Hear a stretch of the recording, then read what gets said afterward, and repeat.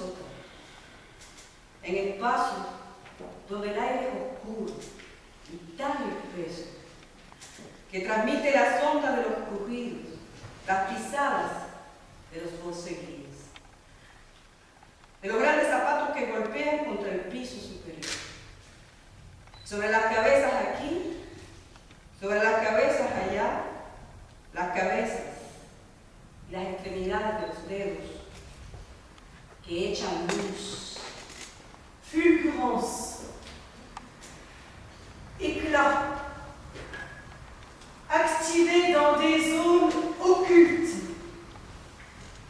Inutile de chercher à les trouver dans un ciel bleu. Pas même combiné avec des rouges ou des pourpres de certains crépuscules. Uniquement dans des sous-sols, dans des espaces où l'air est obscur et si épais qu'il transmet les ondes des craquements, les pas des brodequins, au-dessus des têtes à l'étage, ici, au-dessus des têtes, là-bas, les têtes et les extrémités des doigts qui font de la lumière.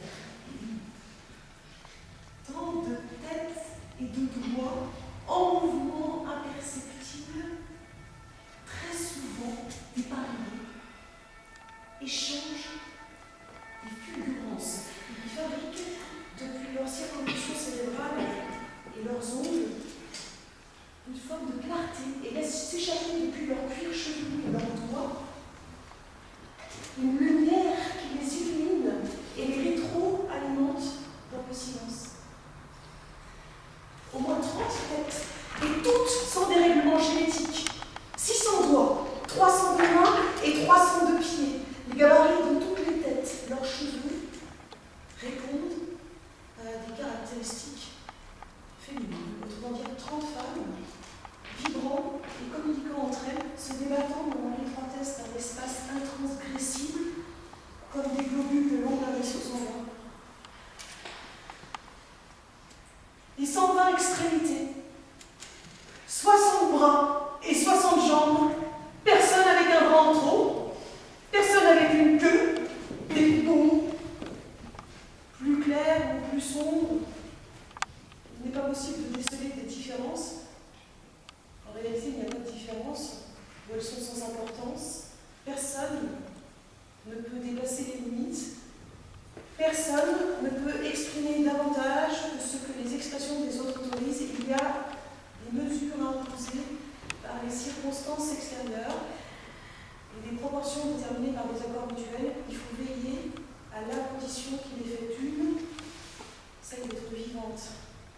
Et les fulgurances, ce sont les regards qui se croisent dans l'espace, ce sont quelques mots, ils se frôlent, se frottent dans l'air, produisent de la lumière, les pupilles se dilatent, elles peuvent se voir les unes les autres, elles se voient, essayant de bouger, de se regarder, elles rient, aux fulgurances s'ajoutent les sons, le mouvement les fait rire, elles étouffent les gloussements, les déchaînent, se souviennent de limites, se taisent.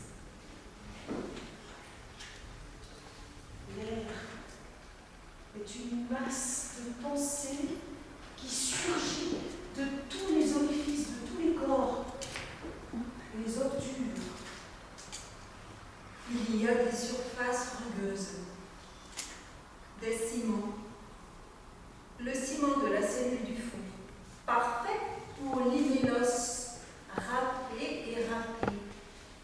La poussière blanche qui se dépose, se volatilise, croît, disparaît, mais par où?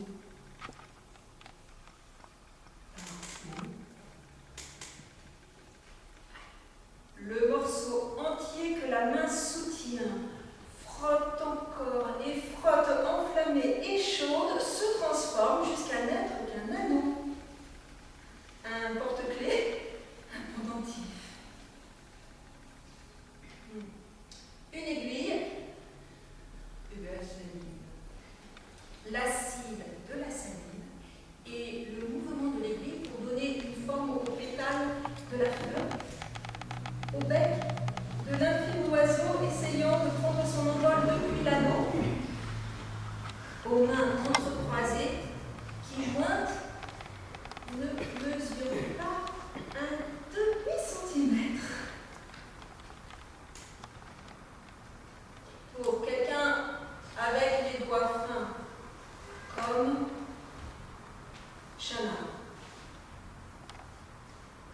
Il y a des surfaces rugueuses, le ciment de la cellule, ou la peau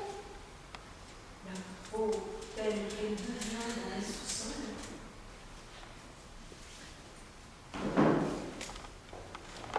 Le bruit du métal,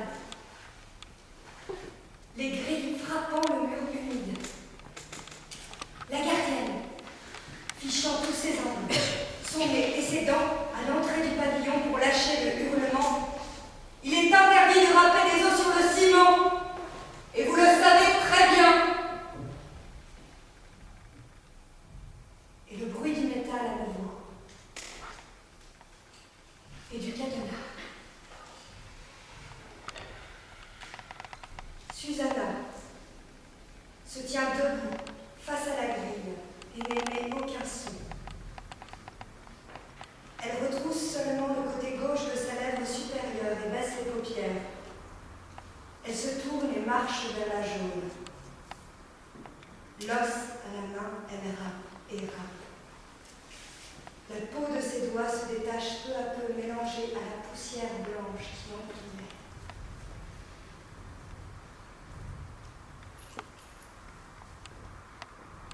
Les peaux, l'épiderme et tous ses orifices. Pour qu'il entre quoi? Pour que n'y entre pas quoi? 30 peaux, 30 textures. Et de nombreux orifices sortent des poils. Tant de poils partout. Et une seule pince à épiler, que l'on conserve avec les autres trésors. La radio à transistor, le bracelet montre, les 3 pots de stylo à billes et les 2 aiguilles à coudre. Sous le carreau décollé de la salle de bain. Le soulever et creuser leur a pris 1 mois de travail. Il y a des éclats de lumière. Ce ne sont pas les aiguilles qui se trouvent sous les carreaux. Ce sont quelques mots qui courent entre bouche et oreille. 60 oreilles, 30 bouches qui vont de l'une à l'autre. Des sons qui disent « Susanna, fais-moi le bruit !» Des éclats qui peuvent être des mots ou l'énergie d'un cafard se soulager vers une caverne. Ou le bruit de la respiration de Maura, qui est tellement robuste malgré toutes ces années et sa mauvaise humeur. Ses chairs fermes, tendues, ses cheveux épais, raides, ses iris grands, tendus, ses cendriers, des assiettes faites de riz blanc, pétries de ce riz qu'on leur a distribué en guise de déjeuner il y a 3 mois environ, quand on leur donnait encore un peu de nourriture, et dont elle a utilisé les restes pour s'occuper, de donner une tâche, une grosse tâche, tendue. Les cendriers blancs, secs, accumulés sous son lit. Des éclats qui peuvent être l'énergie d'un cafard essayant de rejoindre sa caverne, ou le bruit de la respiration de Maura. Maura respire. Et Griselda respire, en concentrant dans un point de l'espace, de l'obscurité de l'espace, les différentes formes d'imagination et de mémoire qui lui permettent de reconstruire les pages de Grande Cercare, Vendas. Les épisodes, les métaphores. Elles ont toutes tant besoin de métaphores pour la réunion de demain, à 2 heures. Demain, c'est au tour de Griselda de reconstruire un roman lu en liberté pour les autres. Et Andrea, si l'information donnée par Griselda est suffisante, doit l'écrire sur 5 feuilles de papier à cigarette, une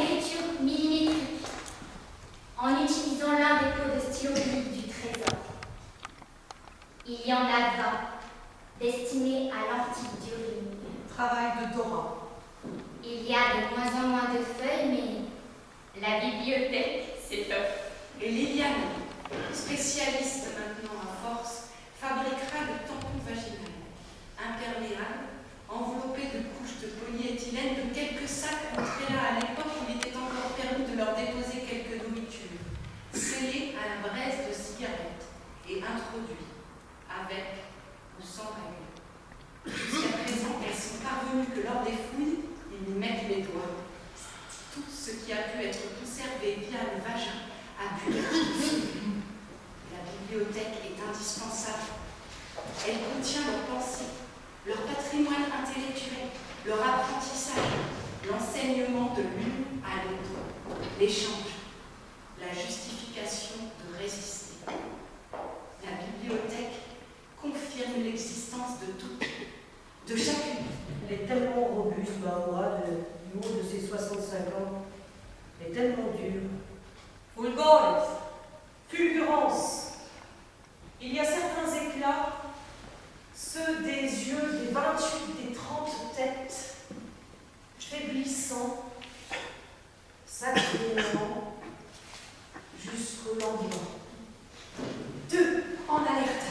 2. Toutes les 2 heures, Il faut veiller au repos du plus grand nombre. il faut essayer de déceler les mouvements à l'étage supérieur.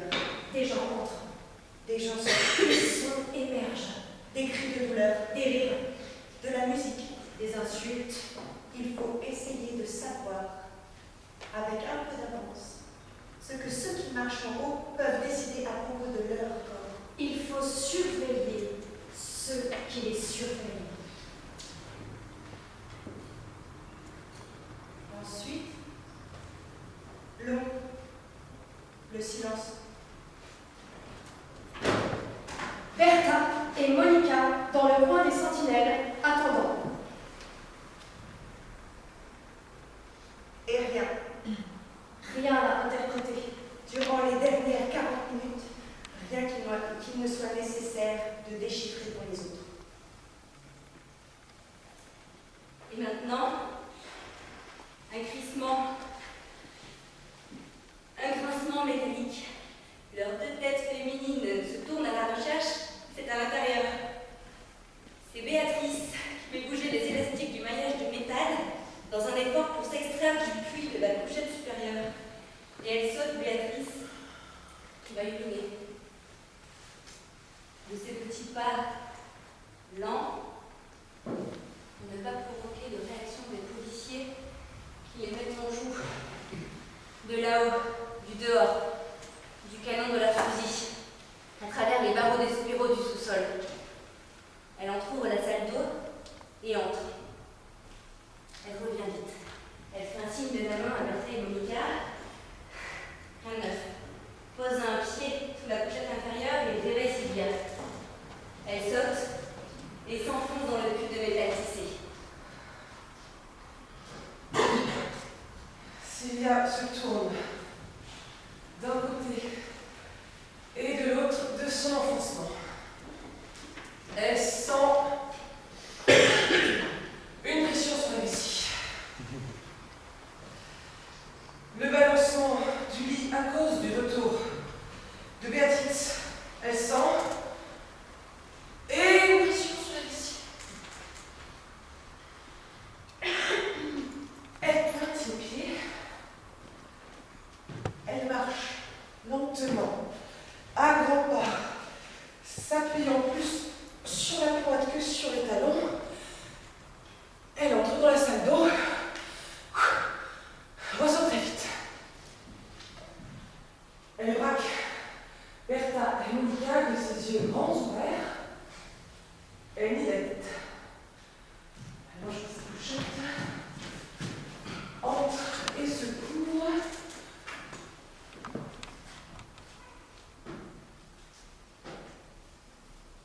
Elle secoue Béatrice.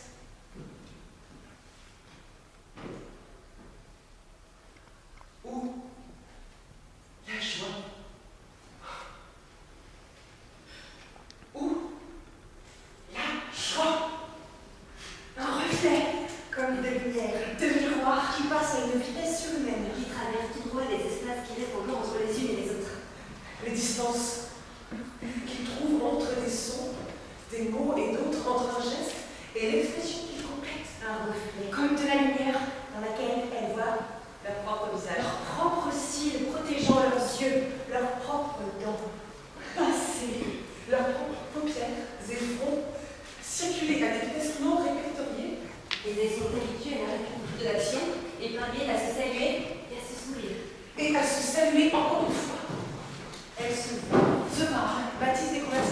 suffit, ou ne se reconnaissent pas elles-mêmes, Où elles s'interrogent et se donnent leur pouce. où elles s'observent extasiées tout le temps que dure la joie. Mais elles n'attendent rien. La joie fait partie de ce qui va venir sans qu'on l'attende. Elle doit être là. Il doit y en avoir. Le drap se déplie. 4 mains. 2 à chaque extrémité. L'étier l'accroche au rebord des couchettes en le poinçant. Entre le matelas et le métal. Ce sera un rideau. Le front de la scène. Plus de 20 têtes se tendent vers le haut pour essayer de comprendre les gestes préparatoires. Le cri L'espion n'est pas libre et provoque des rires. et encore des rires. Qui tourne sur un même axe, en rond, s'insinuant dans les groupes, comme de la fumée, en attendant l'arrivée du prochain. Des doigts émergeant de derrière le rideau annoncent le début. Et tandis que les voix, les bruits ne cessent pas, un garde prétorien se glisse sous le drap, imposant le silence. Les têtes s'envoient des reflets. Les yeux s'ouvrent et se ferment dans l'excitation. Et comment l'ont-elles fait? Tout monde est sorti autant de papier argenté. Comment ont-elles fabriqué les sandales? Et le garde prétorien, brandissant le balai comme une lance et répondant, des papiers de cigarettes de l'an dernier. Mais si le groupe de théâtre qui débute vendredi prochain imagine utiliser les mêmes moyens, il est mort. Nous avons tout utilisé. Et les cris du public. Tais-toi, le prétorien! On va t'exproprier le papier argenté tout de suite! Allez, que le spectacle commence. Et Cléopâtre! Laissant voir la moitié de son corps et roulant dans des serviettes qui tiennent mieux que tapis, surgissant de cet amas et allongeant son corps sur le sol de dalles noires et étréchées, couverte d'une chemise de nuit, sur l'ancêtre de Maura, haussant les sourcils et fronçant les lèvres. Cléopâtre! Regardant le public assis autour d'elle, les jambes pendant des couchettes supérieures, lui lançant des regards certainement très semblables à ceux que la pharaone lançait, arrogante, sur ses sujets. Bien sûr. Et Jules César, enveloppé dans son autre drap de sa voix forte appelant Léo, Léo, la lumière de tes yeux violets. les yeux violets, c'est l'histoire, imbécile. Ben non, c'est pas pareil. Annonce Jules César. S'il vous plaît, n'insultez pas ma reine. Et la reine, assumant son rôle, haussant le sourcil droit. Si. Ok, le garde prétorien répond en baissant sa lance et en maniant le son. Jules César est un vieux libidineux. Faites venir Marc-Antoine. Hé, Marc-Antoine, émergeant des coulisses, dans un autre drap, enveloppé, les bras levés vers le peuple qui l'acclame. Et s'incrustant dans les espaces que laissent entre les unes et les autres les mots. Voici mon peuple. Le peuple pour lequel je lutte. Celui qui me justifie. Tandis que Cléopâtre ne parvient pas à réprimer des rires contenus dans les larmes jusqu'à sa gorge. Et le public depuis les couchettes. C'est ça, c'est ça, c'est ça, c'est ça.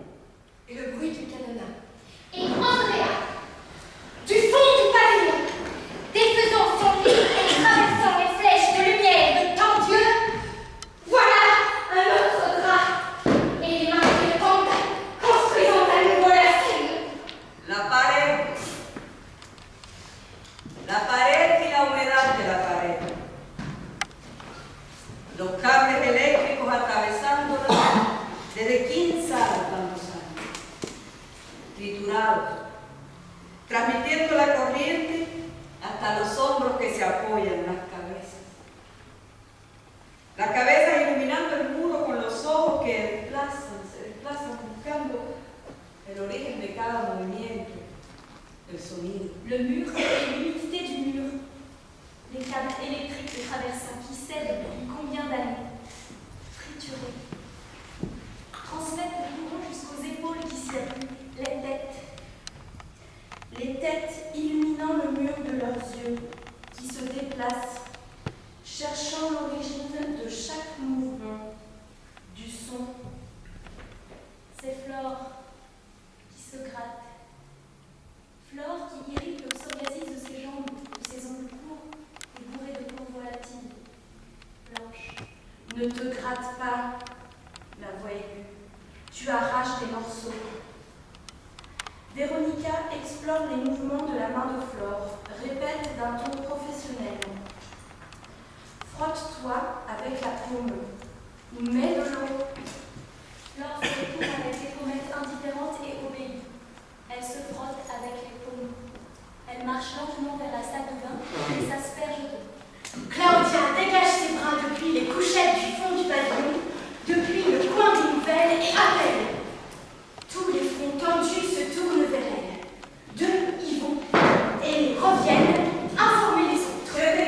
Trois délinquants subversifs ont été abattus par les forces combinées de l'armée et de la police dans une opération régulière menée sous diverses armées et de la réserve de la force régulière de la police s'occupant du force de maîtriser la rue.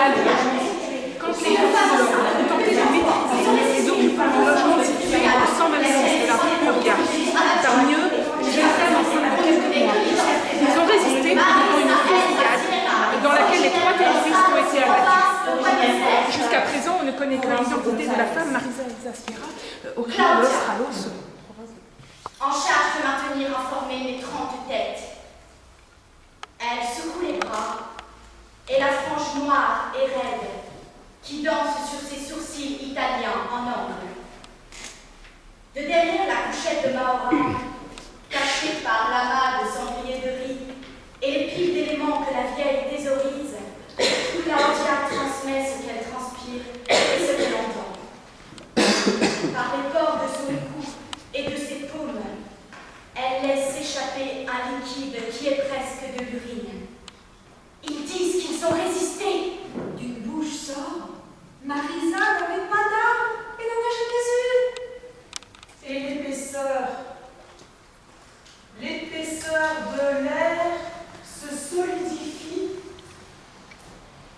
immobilisant les bras et les têtes pour un moment. Attention, cachez la radio, le repas arrive.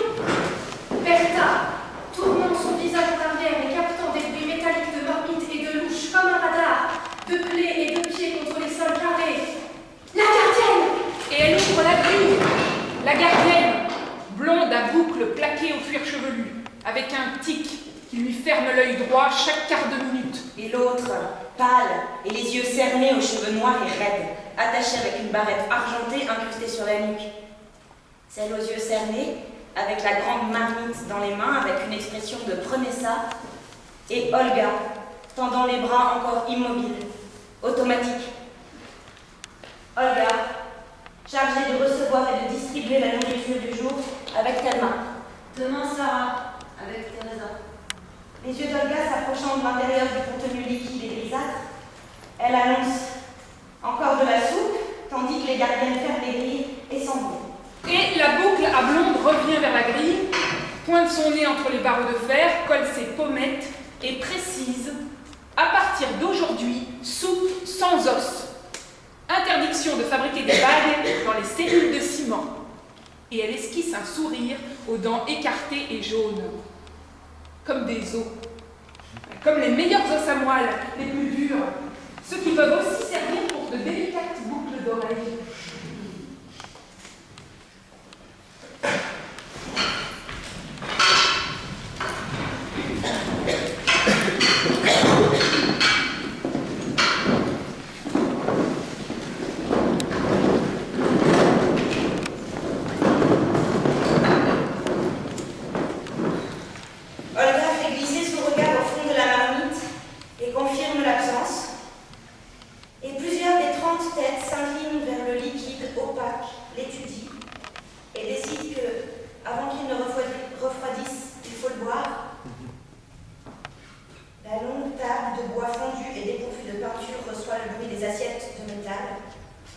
et l'absorbe, l'étouffe, le rend neutre. Les assiettes de métal reçoivent le son du liquide qui y tombe et l'absorbe, l'étouffe, le rend neutre.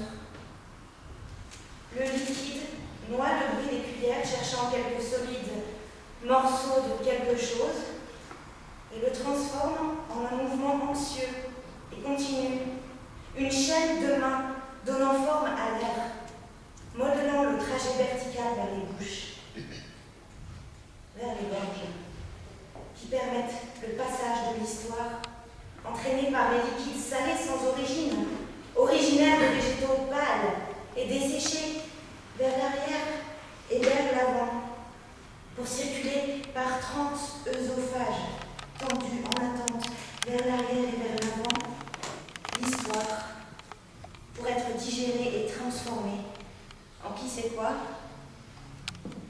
en combien de cataractes internes, silencieuses, en quelle forme de lac et d'épaisseur, en quelle splendeur de recoin, en quel cœur, en quels ensembles de voix matinales, en quels cris. Thelma finit le liquide et débarrasse la table de son assiette et de sa cuillère, et le banc de ses cuisses et de son large fessier. Débarrasse, ramollit. Et elle marche. Et les autres pieds marchent. Et les têtes se transportent les unes derrière les autres. Et les assiettes sont transportées par les mains. Et empilées dans le lavabo de la salle d'eau. Olga lave, foudre, fulgurance, étalir, éclat, activé dans des zones occultes par la puissance de la faim. Activados en las zonas ocultas por la potencia del hambre. Les corps légers, somnolents, accommodent leurs cellules aux ondulations des lits. Les paupières tombant sur tout le visage, sur toute la peau, sur les faits. Il y a des fulgurances. C'est le frottement des molécules qui forment les muscles et les parois de l'estomac. Elles sortent par les nombrils, par les bouches, se rencontrent dans l'air, s'entrechoquent, produisent de la lumière. Elles attirent l'attention des têtes, les paupières se lèvent, les regards se croisent, se reconnaissent, se parlent. Carla dit « Je vous raconte un film !» Celle qui veut l'écouter boule qu'elle se rapproche. Et 30 estomacs se logent autour du lit de Carla, sur le sol, penchés sur les couchettes hautes, assis sur les basses, et s'ouvrent pour déglutir les gestes, les regards, les mots que Carla prononce syllabe par syllabe, les couleurs, les sépias, les chevaux, la bicyclette magique, la musique étranglée, le marron du soleil, les yeux de Palmioma, les tirs, les mouvements des chapeaux, la poussière et la sueur collant les corps au chemin, la robe froufroutante de l'ami, le maillage, la lumière des déserts, l'agonie, figée dans l'éclat d'un ciel bleu, la mort suspendue dans l'air chaud. Olivier. Les têtes, les bras, les pieds tentent d'oublier les viscères. Sarah plie avec insistance les doigts de son pied droit, les comprime, les tend, les étire. De l'extrémité opposée, elle les observe, les mesure, les calcule. De sa bouche entrouverte sort « Il va sûrement pleuvoir. Mes oignons de pied me font mal. » Les têtes se lèvent contre l'air obscurci. Les yeux transpercent le tissu d'acier et les barreaux des fenêtres hautes, impossible. Par l'espace d'une ouverture de 50 cm, elles peuvent se faire une idée du ciel. Elles cherchent à savoir, se mobilisent, appuient leur corps contre les murs, les étirent, glissent, prennent plusieurs angles. Elles ne parviennent qu'à un gris qu'on dirait du plomb, qui peut aussi bien être un ciel de tempête qu'un crépuscule filtré par les ondes. Seconde, geste, minute, expression. Liana, Elisabeth et Thelma grandissent, se dupliquent, sont leur propre discours, leur leçon dramatique. De français. D'histoire. Les trois groupes s'interpellent. Parlez moins fort, hein, vous empêchez les autres de travailler. Elles se rejoignent pour leur manière de s'exprimer. Chacune d'elles est parfois le miroir des autres. Elle. C'est pas moi qui crie, c'est toi qui a la crise, Thelma. Et Elisabeth les regarde incrédule et leur crie « Taisez-vous !» Déconcentrez-vous. Et les trois leçons avancent en silence. Et le temps avance par rapide et en silence. Jusqu'à ce que Andrea et Célia, depuis leur poste de surveillance, bougent les bras, les muscles du visage, montrent les dents, désignent les barreaux de la porte. Dispersez-vous! Quelqu'un vient! Bon, la route se sépare, se déplace, se tente vers l'ouverture du pavillon. Le bruit ne vient de là. Les grilles qui s'ouvrent. Deux gardiennes, l'une avec toutes les clés dans la main, l'autre avec le grand récipient métallique qui se balance et dégage des vapeurs de je ne sais quoi, mais chaud. Susanna voit la gardienne, aux clés, regarder vers l'endroit où l'on était en train de faire court. Suit son regard, vérifie qu'aucune note n'est restée. Les papiers sur lui. Gloria aussi est en alerte. Elle s'affaire, avec les 30 cuillères, et faisant tâter vers la longue table de bois, distrait l'attention de la gardienne, ou essaye. Que faites-vous, mesdames? Vous savez qu'ici on ne fait pas cours et qu'on ne chante pas, ce n'est pas l'université ici. Et on ne se réunit pas en groupe de plus de 3, alors attention, sort de la bouche ouverte de la gardienne. Il y a trop peu de nourriture, répond Olga. Il n'y en a pas assez. Le bruit du cadenas. Celle aux yeux cernés et aux cheveux noirs se retourne. Elle précise. Nous avons l'ordre de vous donner 7 quantités, mesdames. C'est ce qu'on nous apporte pour vous toutes. Et elle sort, avec sa barrette argentée incrustée dans la nuque. Et la blonde! Estimez-vous heureuse qu'il y ait quelque chose et d'être encore en vie? Et elle s'éloigne d'un pied de policier. Sylvia observe le visage de Claudia. Claudia observe Susanna. Susanna prête attention à Elvira. Elvira cherche Dora et Laetitia. Thelma distribue la polenta. Prend dans une assiette pour en compléter une autre, mesure, calcule et racle le fond de la marmite. Approchez-vous du faisan, princesse. Et quelques rires, des sourires lents se font place autour de la table de bois. Il pleut, annonce Sarah, et certaines arrêtent leur cuillère pour observer le filet d'eau qui s'infiltre par une brèche entre le grillage et la fenêtre. Les autres mangent, elles s'observent manger, elles mangent. Olga ramasse les assiettes de la table. Thelma lave. Encore les cadenas, Les grilles qui s'ouvrent. les deux gardiennes. Et deux de plus du tour de nuit. Elle crie vérification, mesdames. Les têtes forment une file. Les mains dans le dos, crie la blonde. Et elles comptent. Se raidissent. Où est celle qui manque? Elle recommence à compter. Répondez, dit celle aux yeux cernés. Elle s'est enfuie par le toit. T'as mis Sonia à voix basse. Taisez-vous, madame, et répondez-moi. Et Thelma apparaît hors de la salle d'eau, les mains pleines de mousse, et crie un rat dans la poubelle, gardienne. Et tous les visages rieurs et apeurés. Mesdames, rentrez dans la file et en silence. Prononce avec les dents celle du nouveau tour. Et Sonia, et comment allez-vous nous punir alors que nous n'avons même plus à manger gardienne?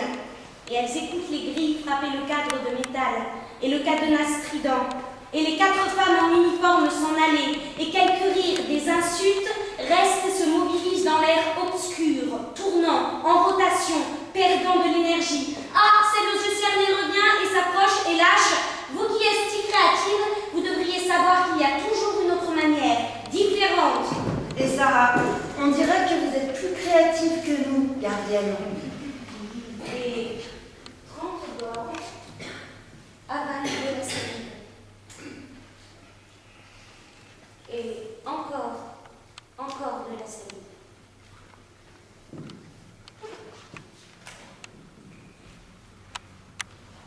Elle s'approche presque toutes d'Estella. Estella est l'attraction, l'aimant de la nuit. Estella, qui se prépare sur la mairie, fait tourner ses doigts habiles, fabrique des cigarettes, administre le tabac. Il n'y en a presque plus, commente-t-elle. Partageons ces 6-là entre nous 30. Estella pointe le bout de sa langue, humidifie le papier, colle. Mouillez-moi, elle se déchire. Sors de la bouche de ce plat. Et Estella, tais-toi et fume. Il ne reste pas beaucoup de ces privilèges. Elles se regardent entre elles et aspirent la fumée jusqu'à l'estomac.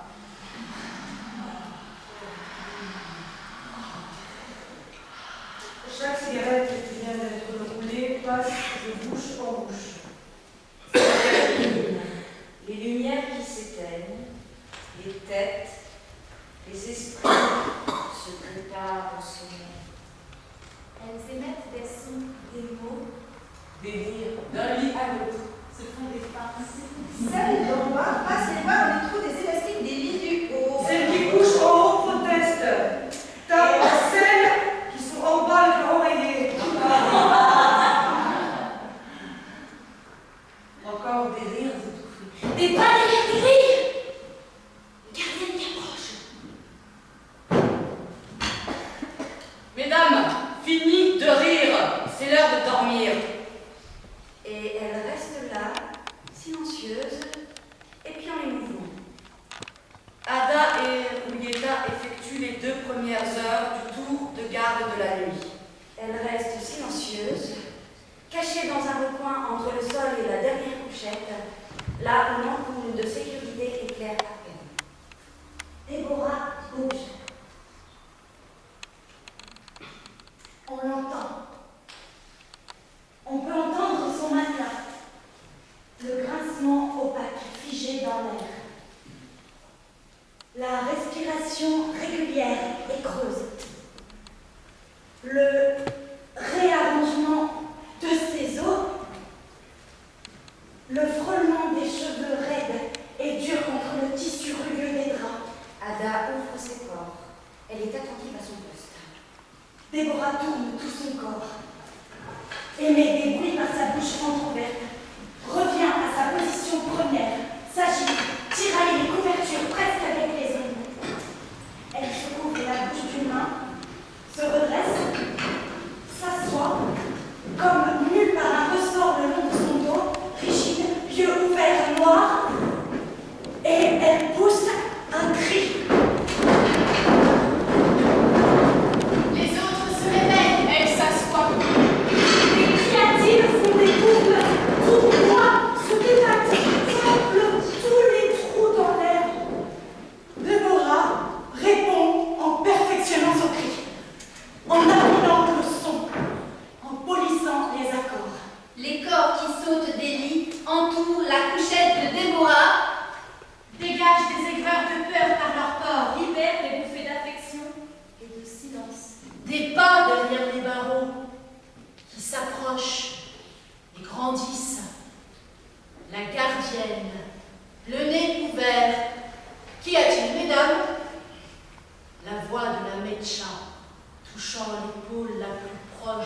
bras, la naissance du cou, de la nuque. Qu'est-ce qui t'arrive, Déborah? Et Déborah, la gencive rougie, chaude. J'ai mal à cette dent. Elle presse sa tempe avec ses doigts. Elle a mal à une dent, gardienne. Et la gardienne, que la détenue cesse de crier, qu'elle se taise. Mais Déborah, j'ai besoin d'un dentiste, d'un calmant, je deviens folle, gardienne. Faites venir l'infirmier. Et la gardienne, changez de ton, ce n'est pas un hôtel de luxe ici, et si vous ne criez pas, j'appelle personne. Mais Déborah, j'ai besoin d'un dentiste, d'un calmant. Elle augmente les décibels, fait exploser ses yeux dans leurs orbites, son visage se mouille, la salive se mêle aux larmes. Je ne supporte plus la douleur, l'instelle, je ne la supporte plus. Et la voix de la gardienne depuis la salle de garde, je vous ai prévenu, si vous criez pas de calmant. S'en allant, la gardienne, sortant du champ visuel de Déborah et de toutes les autres. Une voix de plus, deux voix. Gardienne, appelez l'infirmier, s'il vous plaît. Sans réponse. Et Déborah, s'enfonçant dans les noirceurs de sa bouche, dans les trous perméables de ses caries. Elle bouge, elle regagne l'heure. Elle ne se rendorme pas. Les lumières de la nuit extérieure se mêlent aux reflets de la nuit intérieure. Ils s'agitent entre eux. Ils s'usent les uns les autres, se consument. Déborah ne cesse d'émettre des sons. Les 30 paires d'yeux restent ouvertes, battant des cils au rythme des grossièretés de Déborah, jusqu'à ce que le jour vienne. Et arrive l'appel, l'heure de la bouche froide. Et le moment de ce que les gardiennes appellent le petit déjeuner. Et après avoir avalé le liquide verdâtre, les différentes modalités du silence ou du bruit. Andrea tente de se concentrer sur le récit répété et toujours modifié de Bertha. La seule chose importante, c'est l'essence. Parce que les interprétations peuvent être infinies. Et les faits sont complexes. Se justifie Bertha en voyant flotter des sourires ironiques. Mais il y a de petits bruits qui l'absorbent, qu'elle reconnaît et qui l'attirent. Et ils se produisent dehors. Andrea oublie Bertha. Ce qu'elle entend est en train de se produire sur les murs du sous-sol qu'elles occupent. Ce sont des coups secs et répétés contre l'allée intérieure qui entoure l'édifice de la préfecture de police où elle se trouve et respire. Elle suit le son des yeux, cherche le mouvement connu, la vibration, l'écho. Elle poursuit les fenêtres et, d'un bond, saute sur la table appuyée contre le mur abîmé et froid. Elle épie par la fente entre le battant et l'encadrement de la fenêtre et elle le voit. Elle voit les chaussures hautes, marron, cirées de sa mère. Maman, dit-elle, et elle est avec d'autres mères. Les corps se détachent des couchettes, s'allongeant, on dirait des chewing-gums, s'étirant en bras et cous et les yeux désorbités, avides, jusqu'à ce qu'il n'y ait plus de place sur la table. Et elles viennent déposer des paquets de quelque chose d'ici là. Andrea glisse et tombe et deux d'en haut l'aident à récupérer ses 10 cm². Elle monte, elle se réincorpore au groupe. Elle presse son corps contre le mur, sa gorge contre le bord en bois, ses lèvres rondes contre le grillage. Elle l'écarte et elle dit « Maman !» à voix basse. Et les bruits diminuants et les chut dans le sous-sol. Les muscles se raidissent, les tendons immobilisent doigts et mots. Maman, répète-t-elle, fais un pas en arrière. C'est ça. Encore un. Comment va